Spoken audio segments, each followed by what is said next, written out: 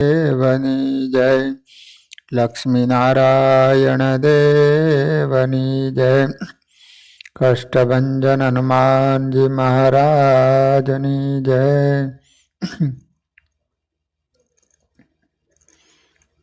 સ્વામિનારાયણ હરે. એક સમયે શ્રી વડતાલમાં ચૈત્રી સમય મોટો થયો. ત્યાં દેશાંતરમાં ફરતા હતા તે સર્વે સંતના મંડળો આવ્યા તથા સદગુરુ શ્રી ગોપાળાનંદ સ્વામી પણ ઉમરેઠ હતા. ત્યાંથી પોતાના સંત મંડળ તથા હરિભક્તો સહિત પધાર્યા અને દેશ દેશના અનેક હરિભક્તો સર્વે ભરાયા. તે સર્વને શ્રી રઘુવીરજી મહારાજે તથા સ્વામી યથાયોગ્ય સુખ સમાચાર પૂછ્યા. ત્યારે મોટા મોટા હતા એ સર્વે બોલ્યા કે હે મહારાજ, ગયા વર્ષમાં વરસાદ ઓછો થયો તેથી અન્ન બહુ જ થોડું પાક્યું. તેથી 1 રૂપિયાનું 2.5-3 મણ અન્ન હતું તે પણ હવે 1 રૂપિયાનું 1.5 મણ 2 મણ મોંઘું વેચાય છે. અને વળી આ વર્ષમાં તો મુદ્દલ વરસાદ થવાનો નથી. એ રીતે જ્યોતિષશાસ્ત્રના ભણેલા સર્વ વિદ્વાન બ્રાહ્મણો કહે છે. માટે સર્વને ચિંતા થાય છે. ત્યારે સ્વામી હસીને બોલ્યા કે તમારે સર્વે હરિભક્તોને ચિંતા રાખવી ઘટે નહીં. તમે તો મહાપ્રભુનું અખંડ ભજન સ્મરણ કર્યા કરો. તમને આલોક તથા પરલોકમાં કોઈ પ્રકારનું દુઃખ થાય જ નહીં. અને જ્યાં સુધી મહાપ્રભુના મળેલા અમે અને તમે સર્વે આ પૃથ્વી પર છીએ ત્યાં સુધી તો કાળકર્મ માયાનું લેશ માત્ર પણ ચાલવાનું નથી. તમારા દર્શનથી બીજા સર્વે લોકો સુખી રહેશે અને વરસાદ તો આ વર્ષમાં ઘણો થશે અને અન્ન પણ ઢગલે ઢગલા થશે. માટે પોતાના દેશમાં જઈ સુખેથી ભગવાન ભજો એમ શિક્ષા વચન કહી સમય વીત્યો. પછી સર્વે હરિભક્તોને રાજી કરીને વિદાય કર્યા. સ્વામી પણ સંત મંડળ સહિત વડતાલમાં 1 માસ રહી ત્યાંથી વસો ગામ પધાર્યા. ત્યાં હરિભક્તોને દર્શન આપી કથા વાર્તા વડે અપાર સુખ આપ્યું. પછી સ્વામીએ વૃંદાદાસ પટેલના 2 દીકરા જ્યેષ્ઠજી તથા વાઘજી સભામાં બેઠા હતા. તેમને કહ્યું કે આ લોકની માયિક ને નાશવંત મોટપ પામવાના સંકલ્પ આ બ્રહ્મ સભામાં બેસીને સિદ્ધ કરો છો. ત્યારે 2 બોલ્યા, સ્વામી, આ ગામમાં પટેલ કસ્યા બાપા હતા. તેમણે સત્સંગનો દ્વેષ કર્યો તો અપાર સુખ સંપત્તિ મળી. કેટલાક વર્ષ સુધી આ બધા ચરોતર દેશમાં ગાયકવાડ સરકાર તરફથી તેમના જેવો અધિકાર ભોગવ્યો.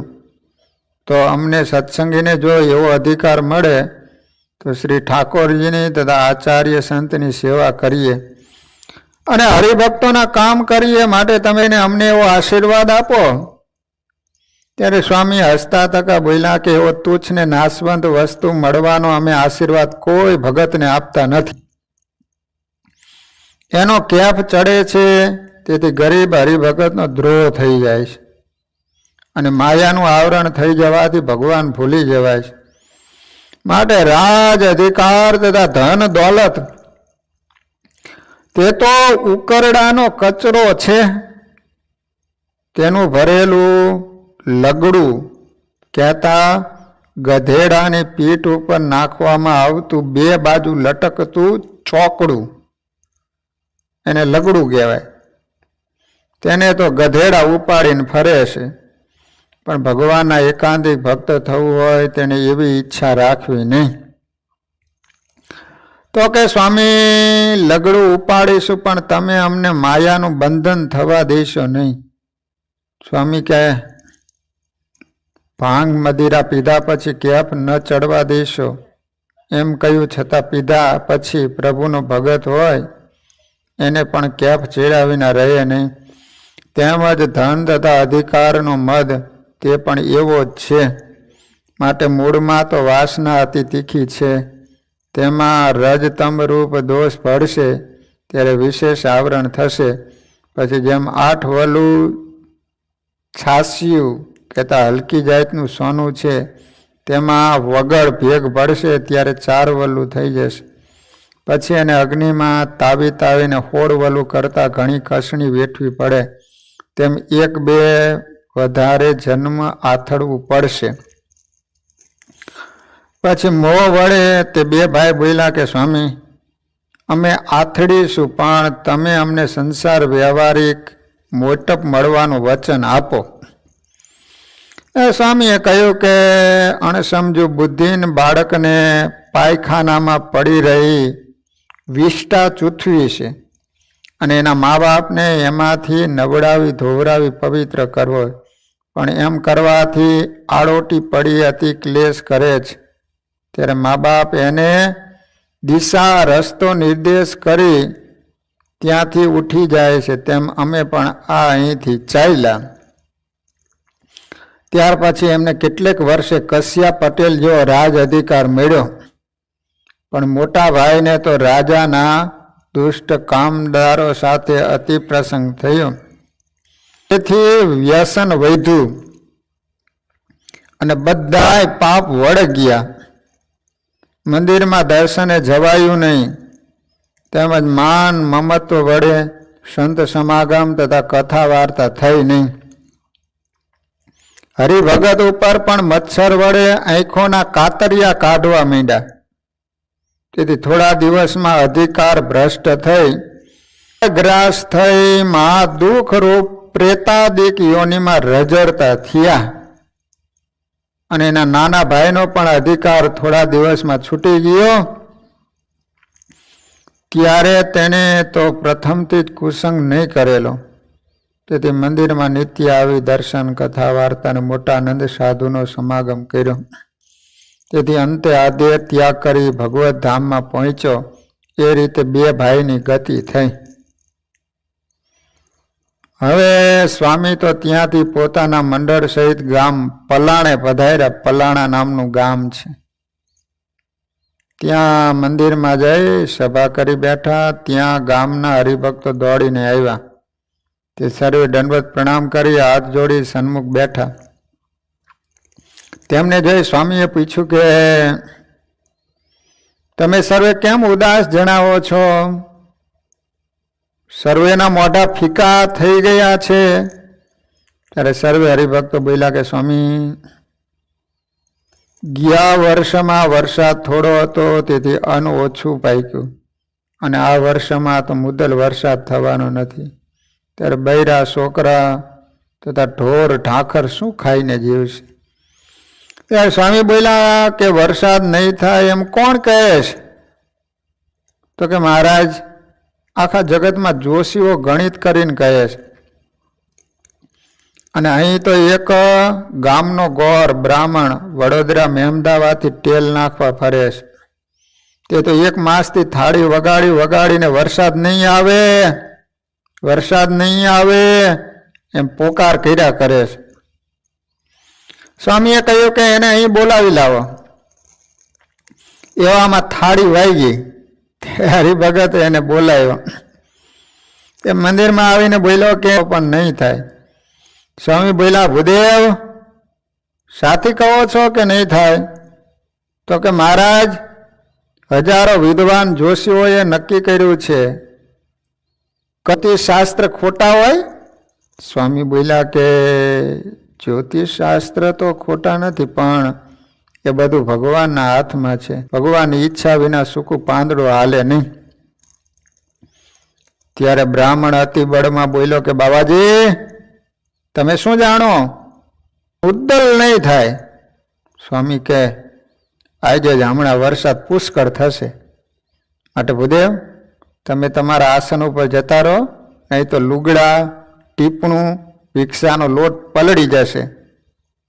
એમ કહ્યું ત્યારે બ્રાહ્મણ અતિ બળમાં બોલ્યો, બાબાજી, જો આ વર્ષમાં વરસાદ થાય તો મારી જનોઈને ઠેકાણે ધીગ ધીગ તો ડામ દઉં, નહીં તો તમારા ભગવા લુગડા બાળી દઈશો. સ્વામી કહે અમે એવી પ્રતિજ્ઞા કરતા નથી અને બીજા કોઈને કરાવતા પણ નથી. માટે ભૂદેવ તમે એવી આકરી પ્રતિજ્ઞા કરશો નહીં, અને અમારા ભગવા લુગડા તો બળે એમ જ નથી. એ ભગવું તો તમે તમારી મેળે ઓઢશો. એવું સાંભળીને બ્રાહ્મણ બોલ્યો કે બહુ દીઠા છે તમારા જેવા. એમ કહી ત્યાંથી બડબડતો ચાલ્યો ગયો. પછી સ્વામીએ ઊંચું વાદળ સામું જોયું તો ત્યાં વેત જેવડી કાળી વાદળી જોઈ. ત્યારે સ્વામીએ સંત હરિભક્તો સર્વને ધૂન કરવાનું કહ્યું. તે સર્વ ઊંચી સ્વરે સ્વામિનારાયણ સ્વામિનારાયણ સ્વામિનારાયણ સ્વામિનારાયણ એમ ભજન કરવા માંડ્યા. એટલામાં તો વાદળી બધા આકાશમાં સર્વત્ર ફેલાઈ ગઈ. ઘનઘોર અંધારું થઈ ગયું. ગાજવીજના કડાકા થવા લાગ્યા. એક ક્ષણમાં વરસાદ અતિ જોરમાં મોટા મોટા ફોરાથી થવા માંડ્યો. તેથી લોકોએ ચારે પાસેથી દોડાદોડ કરી ગાયો ભેંસો વગેરે ઢોરને ઘરમાં ઘાલી દીધા. ત્રીજા પહોરનો સમય હતો અને અતિ આકરો તડકો હતો, પણ વાદળા વડે અંધારી રાત જેવું ઘમઘોર થઈ ગઈ. ગર્જનાના કડાકા અતિ ભયાનક થવા લાગ્યા. એમાં વીજળીના ઝબકારા ઉપરા ઉપરી થવા લાગ્યા. તેથી લોકોને દીજ સૂઝતી. પેલો બ્રાહ્મણ તો રસ્તામાં જ પલળી ગયો. ટીપણું ભિક્ષાનો લોટ પલળી જવાથી તથા મહાદેવના ડેરાની ચારે પાસે પાણી ભરાઈ જવાથી તે બ્રાહ્મણને તે દિવસે ઉપવાસ થયો. બધી પૃથ્વીમાં 3 દિવસ 3 રાત્રિ સુધી અપાર વૃષ્ટિ થઈ. જગતમાં જે કાર થઈ ગયો. તે પછીથી પણ જોઈએ તેટલો વરસાદ થયો અને ઢગલા ધાન્ય પાક્યું. એ રીતે અતિ દુષ્કાળનો ગ્રહયોગ હતો, પણ કોઈ સત્સંગીને દુઃખ ન થાય અને સુખેથી ભગવાન ભજાય. માટે શ્રી હરિના પ્રતાપથી સ્વામીએ વરસાદ વરસાવી સુગમ કાળ પ્રવર્તાયો. પેલા ભીંજાયેલા બ્રાહ્મણને ભૂખ્યા જાણી મહાદયાળુ સ્વામીએ તેને બોલાવીને લાડુ જમાડ્યા. લાડુ પૂજા કરીને ધોતિયું પહેરવા આપ્યું તથા બીજું ઓઢાડ્યું. ત્યારે બ્રાહ્મણ મુમુક્ષુ હતો, માટે વિચાર્યું કે આ દુર્ભિક્ષ વર્ષમાં હર બ્રહ્માથી વરસાદ થાય એવો જોગ ન હતો, પણ આ પુરુષ તો નિશ્ચય સાધુ રૂપે પરમેશ્વર છે. તેથી એમના સંકલ્પથી જ થયો છે. વળી મેં પાપીએ આવા મોટા સમર્થ પુરુષનું અપમાન કર્યું, તો પણ પોતે શાંતપણે સહન કરી મારું અતિ સન્માન કર્યું. વળી મને જમાડીને મારી કંગાળ બ્રાહ્મણની પૂજા કરી નવા વસ્ત્ર આપ્યા. માટે આવું કોઈ દેવ મનુષ્યમાં સામર્થ્ય હોય જ નહીં. આ તો સાક્ષાત શ્રી કૃષ્ણ પરમાત્મા પોતે જ હોય એમ મને જણાય છે. એવું વિચારી મોક્ષના ખપવાળો હતો, તેથી સાષ્ટાંગ નમસ્કાર કરી સ્વામીના ચરણ ઝાલીને બોલ્યો, કૃપાનાથ, હું તમારે શરણે છું. મારા અપરાધ ક્ષમા કરી મને કૃપા લાવી આ ભવસાગરથી તારો. મને તમારો સેવક સાધુ કરો, સાધુ. સ્વામી બોલ્યા કે તમારા સ્ત્રી પુત્રાદિક સંસાર છે?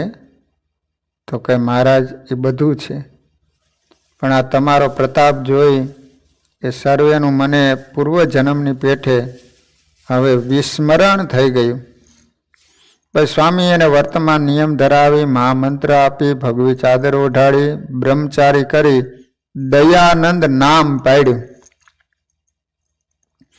અને કહ્યું કે આપણા ઈષ્ટદેવ સાક્ષાત પુરુષોત્તમ ભગવાન છે. એમનું નિરંતર ભોજન પૂજન કરજો અને અમારામાં તમને કંઈ સામર્થ્ય જણાતું હોય તો તે સર્વે એ મહાપ્રભુનું જ છે એમ જાણજો. અને વડતાલમાં એ મહાપ્રભુના સેવક નારાયણ છે, એમના શિષ્ય થઈને તે જેમ કહે એમ લક્ષ્મીનારાયણ દેવની સેવા કરજો એમ કહી મોકલ્યા. ત્યાં જઈ જીવંત પર્યંત મોટા બ્રહ્મચારીની આજ્ઞામાં રહી દેવની સેવા કરી દેહાંતે ધામમાં ગયા.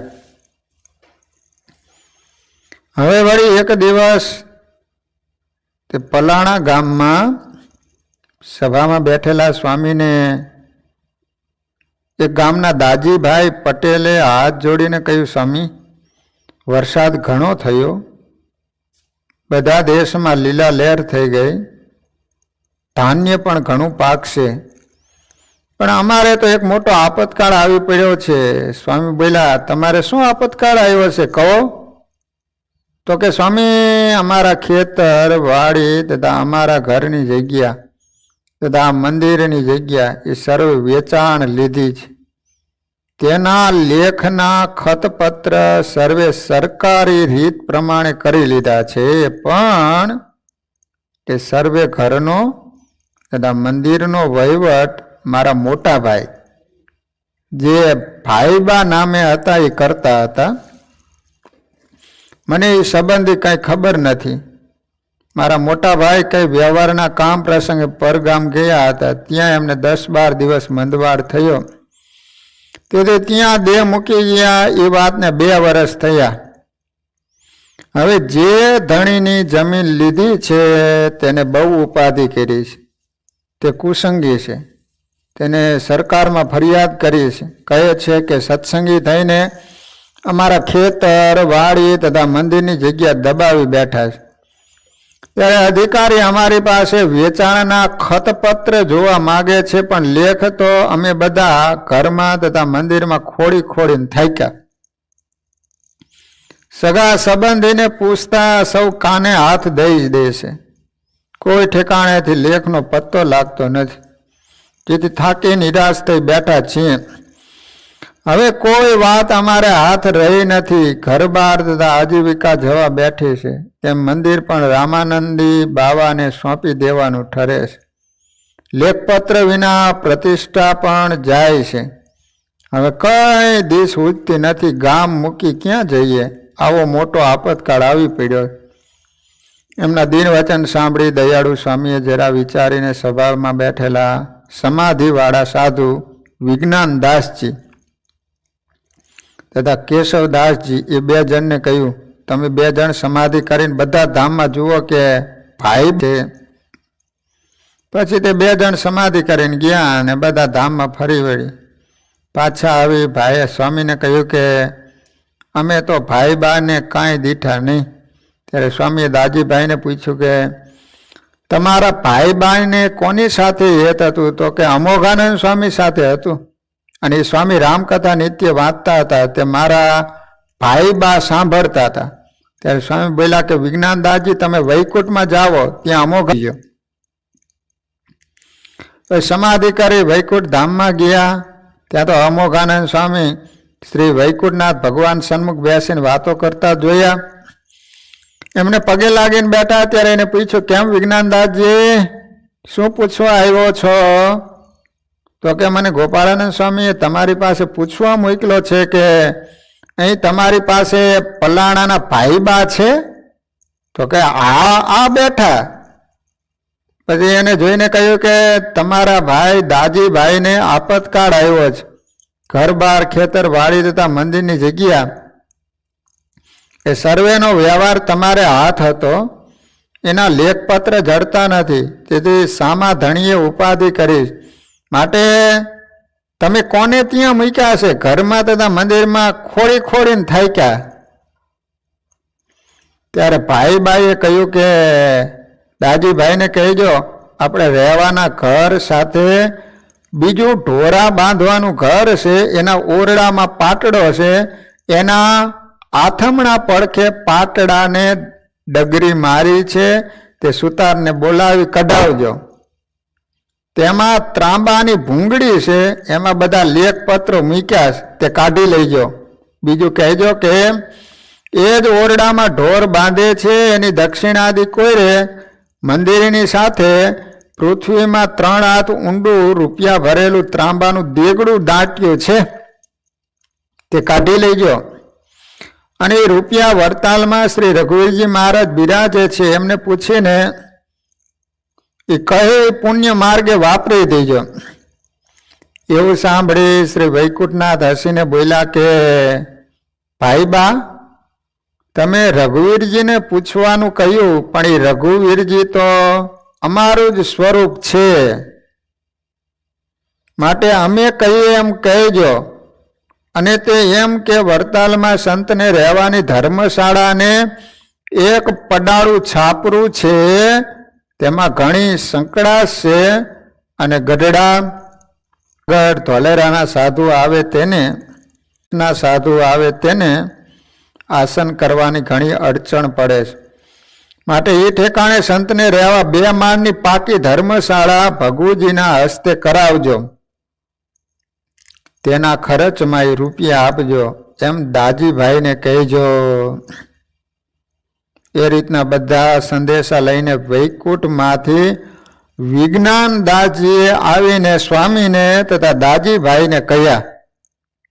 એ પ્રમાણે પાટડામાંથી લેખ કાઢીને સરકારમાં દેખાડ્યા. ત્યારે ખેતીવાડી, ઘર અને મંદિરની જગ્યા પોતાની માલિકીની ઠરી ને કુસંગીના કાળા મોઢા થયા અને જખ મારીને રહ્યા. અને રૂપિયાનું દેગડું કાઢીને તે વડે સાધુની ધર્મશાળા પણ સારી ઉત્તમ કરાવી. સર્વને આનંદ થયો. વળી એ જ રીતે ઉમરેઠમાં પણ ખેડાવાળ બ્રાહ્મણ શ્રીહરિનો મળેલો હતો. તે મુવા પછી એના છોકરાને ઘરનું ખત 2000નું ન જડ્યું. તેને પણ સ્વામીએ સમાધિવાળા પાસે પૂછાવીને પાટડામાંથી કઢાવી આપ્યું હતું.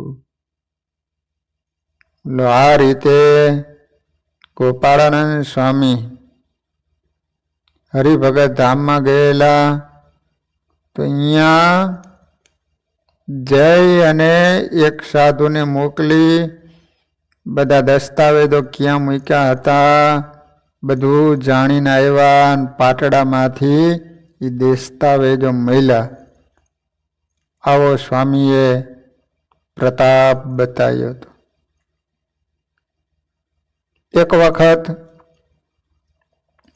અંગ્રેજ સરકારના મોટા અધિકારી ઔસ્ટ્રામ નામે સાહેબ હતા.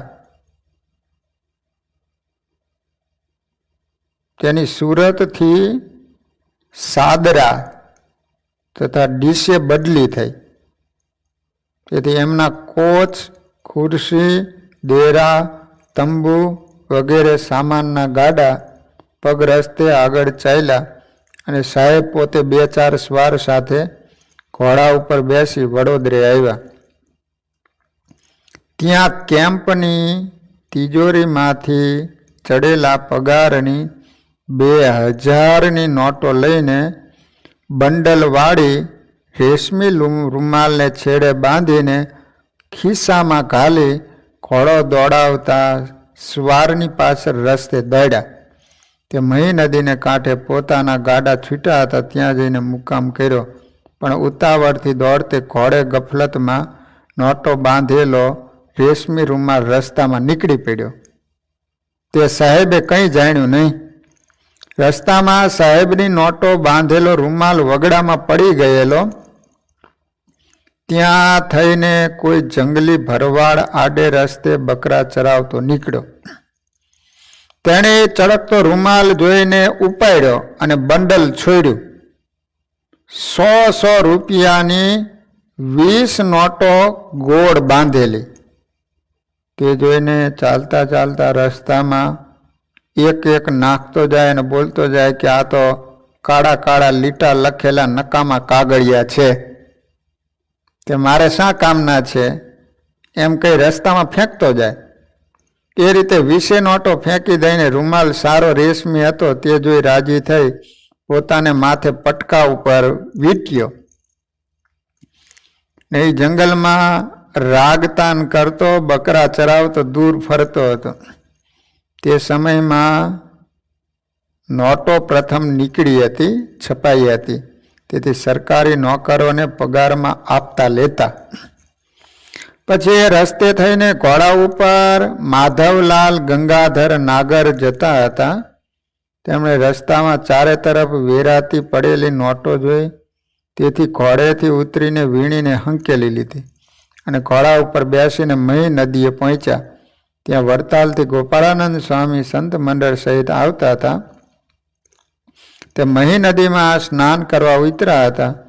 ત્યાં એમને જોઈને પૂછી જોવાથી આ તો પોતે સ્વામી છે એમ જાણી એમની પાસે જઈ નમસ્કાર કરીને બેઠા ને બોલ્યા કે સ્વામી મહારાજ, મને વડોદરામાં શાસ્ત્રી રામનાથ ભટ્ટે સ્વામિનારાયણ ભગવાનના મહિમાની વાતો કહી છે અને કહ્યું છે કે તમે એક વખત ગોપાળાનંદ સ્વામીના દર્શન કરો અને એની વાતો સાંભળો તો તે મહાત્માના કયા પ્રમાણે શ્રી હરિની કૃપાથી આ રસ્તામાં તીર્થ સ્નાન કરતા આપના મને દર્શન થયા. તેથી મને અતિ આનંદ થયો અને મારો જન્મ સફળ થયો. હવે હું સરકારી હોદ્દાની કોઈ સારી નોકરી 2 વર્ષથી આ ખોડું છું અને એને માટે વડોદરા રહી 2 માસ ઘણો પ્રયાસ કર્યો, પણ કોઈનો વગ સગ ન મળે. તેથી મારે યોગ્ય નોકરી મળી નહીં. છેવટે થાકીને મારે ઘેર ખંભાત જાઉં છું. નોકરી તો સરકારી તમારે જોઈતી હશે તેવી અહીં તમને અપાવીશું, પણ આ તમારા ગજવામાં નોકરીના કાગળો છે? તો કે ના મહારાજ, એ તો કાગળિયા ન હોય, એ તો સરકારી નોટો 2000 રૂપિયાની છે. સ્વામીએ પૂછ્યું કે હજુ તમને સરકારી નોકરી મળી નથી ને પ્રથમથી નોટો ક્યાંથી લાવ્યા? તો કે મહારાજ, એ તો આપની કૃપાથી મારે સારું વગડામાં એટલી નોટનો વરસાદ થયો હતો, તે જોઈ મેં વીણી લીધી છે. સ્વામીએ કહ્યું કે નોટોનો વરસાદ થતો નથી, પણ જેની પડી ગઈ છે એને હમણાં બોલાવશું, તેને આપજો. હવે નદીને કાંઠે સાહેબના ગાડા હતા, એમાં તિજોરીમાં નોટો મૂકવા સાહેબે પોતાની પાસે કેડમાં ને ખીચામાં ખોળવા માંડી. તે ન જડવાથી અરે, નોટો બાંધેલો રૂમાલ રસ્તામાં પડી ગયો એમ જાણી પોતે ઘોડે સવાર થઈ 2 સવાર સાથે આવ્યા હતા. તે રસ્તે દોડ્યા. રસ્તામાં બેઉ તરફ બધે નજર ફેરવતા નદીના કોતરમાં પેલા બકરા ચરાવતા ભરવાડને માથે બાંધેલો રૂમાલ જોઈને ઓળખ્યો. તેથી એની પાસે બોલાવીને રૂમાલ ખેંચી લીધો, પણ એમાં બાંધેલી નોટો ન જોઈ. તેથી એને કહ્યું કે આ રૂમાલમાં બાંધેલી નોટો ક્યાં સંતાડી? ભરવાડ બોલ્યો કે નહોતો કેમ હતો? સંતાડી નથી, એ ચીથરીને મેં માથે વીટી હતી. સાહેબ રીસ કરી બોલ્યા, યુ ઢેમ રાસ્કલ, ખરો જવાબ દે. તે બોલ્યો કે હું ઢીમ રાજકુળ નથી, હું તો ગરીબ રબારી છું, ખરો વાડિયો છે. જવા દે કહો છો તે કોણ ના કહે છે? આ બધો રસ્તો પડ્યો.